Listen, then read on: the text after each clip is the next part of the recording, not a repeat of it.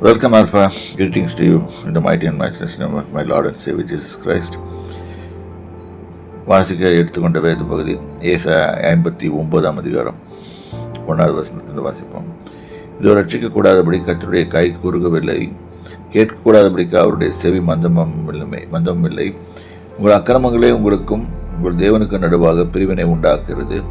உங்கள் பாவங்களே அவர் உங்களுக்கு செவி கொடாதபடிக்கு அவருடைய முகத்தை உங்களுக்கு மறைக்கிறது.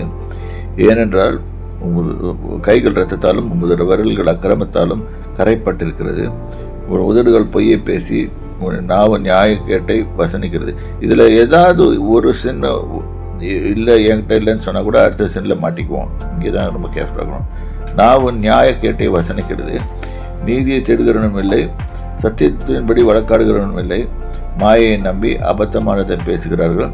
தீமையை தரித்து அக்கிரமத்தை பெறுகிறார்கள். கட்டுவிரியனின் முட்டைகளை அடைக்காத்து சிலந்தி நெசவுகளை செய்கிறார்கள். அவைகள் முட்டைகளை சாப்பிடுகிறவன் சாவான். அவைகள் நெருக்கப்பட்டதான விரியன் பாம்பு புறப்படும்.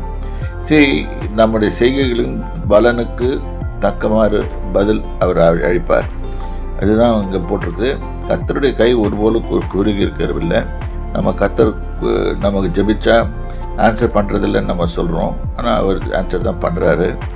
ஆனால் என்னென்னா நம்ம கைக்கு நம்ம ஒன்று பதில் எதிர்பார்ப்போம்.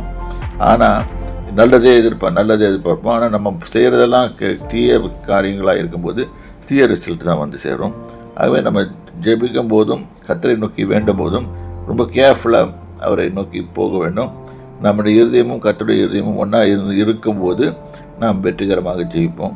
கர்த்தர் உங்களை ஆசீர்வதிப்பாராக. கர்த்தருடைய நாமத்துக்கு ஸ்தோத்திரம்.